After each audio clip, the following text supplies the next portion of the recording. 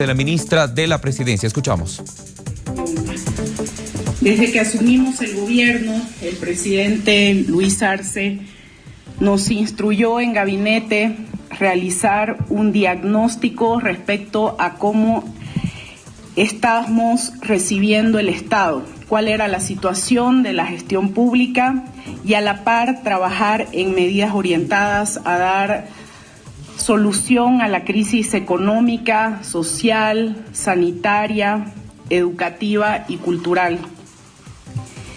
Hemos encontrado un Estado quebrado.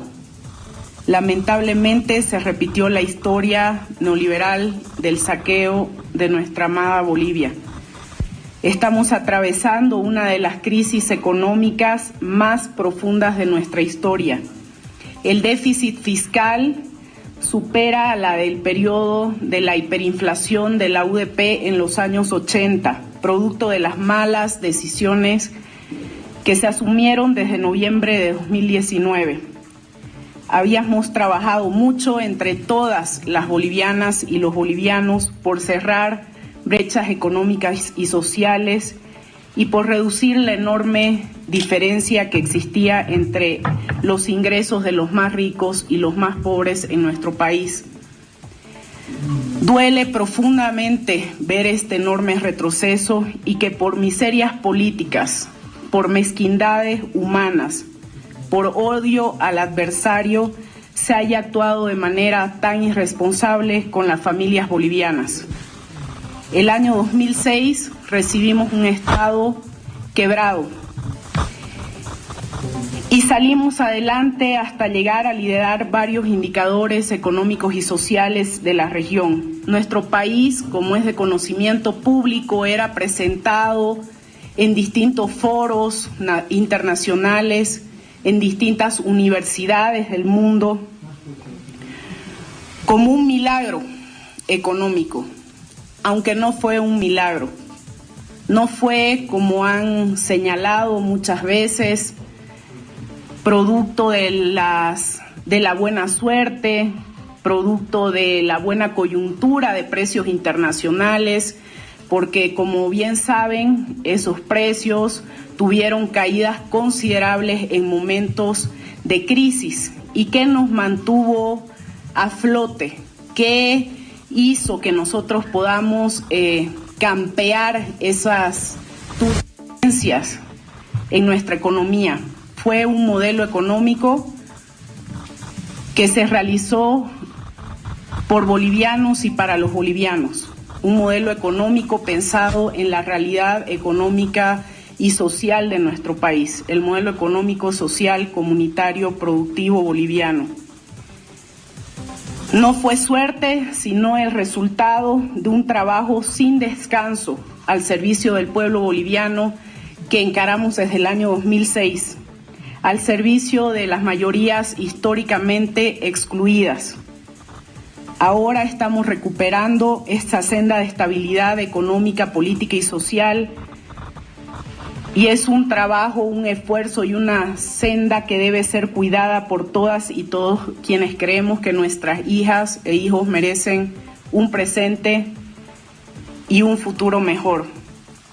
Ya iniciamos el desmontaje del andamiaje neoliberal que estaba al servicio de unos pocos y estamos reconstruyendo los cimientos del modelo económico, social, comunitario, productivo boliviano al servicio de millones. Un modelo que fue impulsado por nuestro hermano presidente Luis Arce Catacora desde el año 2006, cuando se desempeñaba como ministro de Economía y Finanzas Públicas, reconocido como uno de los mejores ministros de Economía de la región. La confianza en que podemos volver a reconstruir nuestra patria, la confianza en que podemos vivir en paz, la confianza en que podemos recuperar el crecimiento con redistribución del ingreso y con justicia social, es una confianza que ha depositado el 18 de octubre en las urnas el pueblo boliviano, y es justamente pensando en esa confianza en que estamos trabajando sin descanso para no defraudar lo que el pueblo boliviano espera de nosotros. En este sentido, mencionaré algunos datos de cómo hemos encontrado la gestión, porque por supuesto las bolivianas y los bolivianos tienen el derecho de conocer cómo está nuestro país y qué estamos realizando como gobierno plurinacional. Voy a empezar con la economía. Veníamos creciendo a un promedio de 4,9%, que el 2019 cayó al 2,85% producto de los paros cívicos y de las malas decisiones de política económica que asumió el gobierno de facto. Al segundo trimestre de 2020 tenemos un decrecimiento del 11,11%. No habíamos tenido un decrecimiento económico desde el año 1986. Hubo un manejo y una administración irresponsable de las finanzas públicas. Recuerden que el ex ministro de Economía del gobierno de facto declaró a fines del mes de octubre haber dejado recursos suficientes por 17.000 millones de bolivianos para hacer frente a las obligaciones del Tesoro General de la Nación. Sin embargo, la realidad es otra. La liquidez al 6 de noviembre únicamente era de 3.000 millones de bolivianos y con una deuda flotante de aproximadamente 1.500 millones de bolivianos. Es decir, nos referimos a la deuda flotante de cuentas por pagar, de cuentas que el Estado boliviano tiene la obligación de cancelar en esta gestión, lo que significa que se dejó al Tesoro General de la Nación en estado de iliquidez para afrontar las obligaciones hasta el final de la gestión. Por otro lado, la recaudación tributaria y aduanera descendió de 47.865 millones de bolivianos en octubre de 2019 a 34.838 millones de bolivianos a octubre de 2020, lo que representa una caída de un 27,2%, resultado de una gestión ineficiente en el cobro de los tributos, de manera tal que el sacrificio fiscal calculado por todas las exenciones al sector privado ha significado 2.000 millones de bolivianos, que se privilegió a unos cuantos sacrificando el bienestar de millones de bolivianas y bolivianos. La inversión pública, que como ustedes saben es fundamental en la dinamización de la demanda interna y por lo tanto del crecimiento económico en nuestra gestión. La inversión pública que ha sido el corazón del modelo económico, social, comunitario, productivo, se paralizó. En 2019, la inversión pública ejecutada registraba un nivel de 3.272 millones de dólares. A octubre de 2020, al recibir el Estado, se observa un nivel de ejecución de 1.107 millones de dólares, lo que representa una contracción de la inversión pública del 66%, paralizando la actividad económica del país. ¿Esto qué implica? Implica cientos de proyectos de inversión pública paralizados, cientos de obras sin concluir, miles de empleos que se quitaron en un momento de crisis tan profunda de necesidad y de hambre. La tasa de desempleo abierto urbano aumentó de 4,8% en octubre de 2019 a 8,7% a octubre de 2020. Es alarmante y esto se refleja en las calles como la principal preocupación de la población, el trabajo. De igual manera, ha aumentado la pobreza y las desigualdades, tanto económicas como sociales. La deuda interna nos preocupa muchísimo. En porcentaje del Producto Interno Bruto creció de 14% en octubre de 2019 a 25% a octubre de 2020, alcanzando prácticamente el nivel que se tenía cuando asumimos el gobierno el año 2006. Y la deuda externa se elevó al 30% en porcentaje del PIB, pero además con una serie de observaciones a los procedimientos y el destino de los recursos que se contrajeron.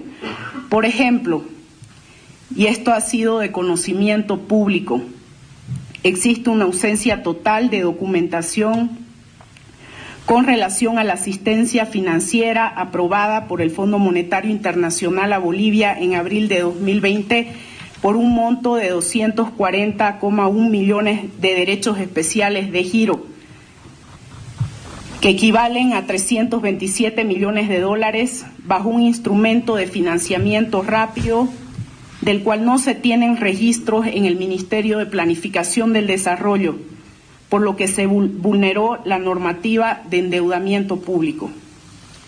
Con relación a las empresas públicas, queda claro que el objetivo del gobierno de facto era quebrarlas, seguramente privatizarlas, vieja receta fracasada del modelo neoliberal.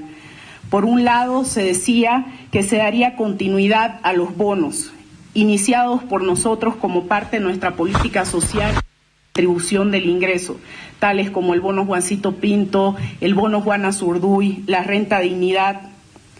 Y es más, se utilizó las bases de estos bonos y su funcionamiento para el pago de algunos beneficios que se realizaron de manera improvisada para enfrentar la pandemia. Bonos que tanto criticaban en el pasado, pero por otro lado estaban matando a nuestras empresas públicas, que son las que generan utilidades que en gran parte financian estos bonos. Se interrumpieron todas las políticas orientadas al desarrollo equitativo del sector productivo, creando condiciones favorables a ciertos sectores con intereses particulares en desmedro de la micro y pequeña empresa. Asimismo, se evidencia que las políticas implementadas carecían de sustento legal y generaban una incertidumbre para su implementación. En su afán de desmantelar las empresas estatales, incrementaron gastos de sueldos y salarios desmedidamente, como lo vimos en empresas públicas, tal es el caso de Entel. Se redujo la participación en el mercado de las empresas públicas, como fue el caso de BOA, para privilegiar a una empresa privada. Se puso en riesgo la maquinaria industrial por mala operación, falta de mantenimiento e improvisación técnica. Por consiguiente, las empresas públicas en el gobierno de facto se dejaron en un estado de terapia intensiva. Por ejemplo, la paralización de la planta de Uria, que ocasionó aproximadamente 252 millones de dólares de pérdida en el periodo enero-octubre de 2020, lo cual se traduce en daño económico al Estado.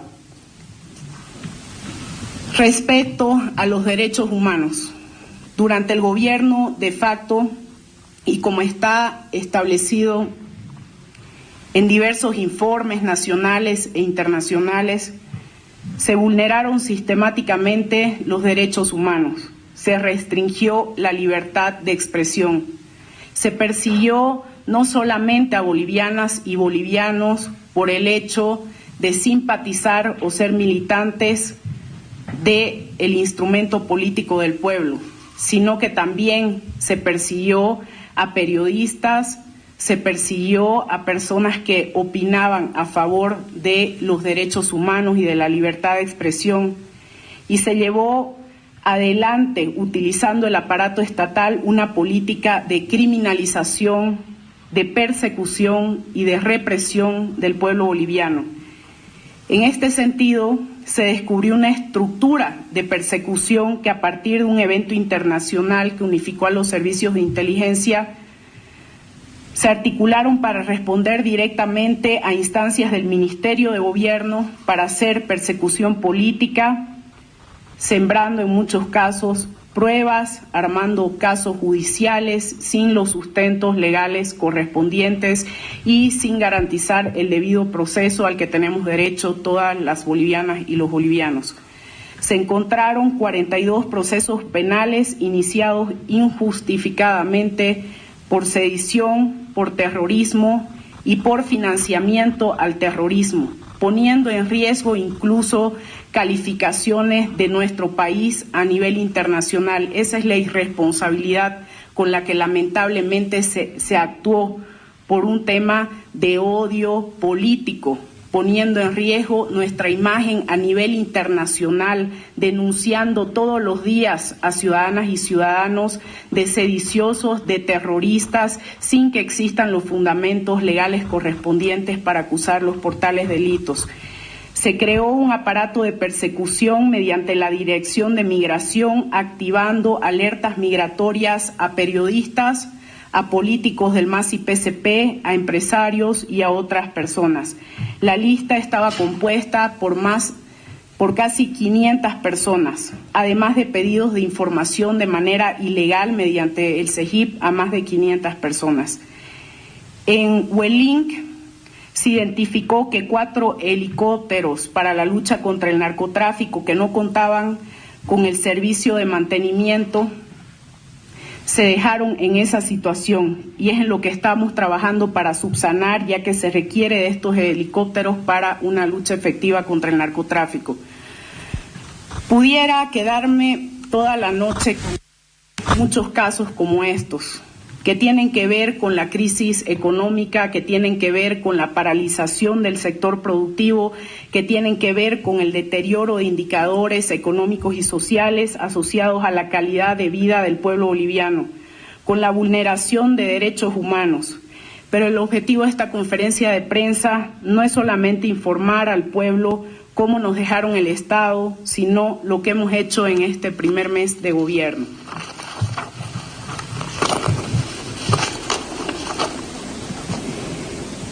En cuanto a la economía, hemos ya puesto en marcha promesas que habíamos realizado durante nuestra campaña electoral, tal como el bono contra el hambre, que se ha iniciado a pagar el 1 de diciembre de 2020 y que está beneficiando a millones de personas, ayudando a la lucha contra el hambre que lamentablemente aumentó en nuestra población, no solamente por la pandemia, sino por las malas políticas económicas. Muy bien, ahí estábamos escuchando también la evaluación del primer mes de gestión del gobierno a cargo de la ministra de la Presidencia, Marianela Prada. Vamos a escuchar también a nuestra compañera Consuelo Arequipa, que se encuentra en el lugar. Connie.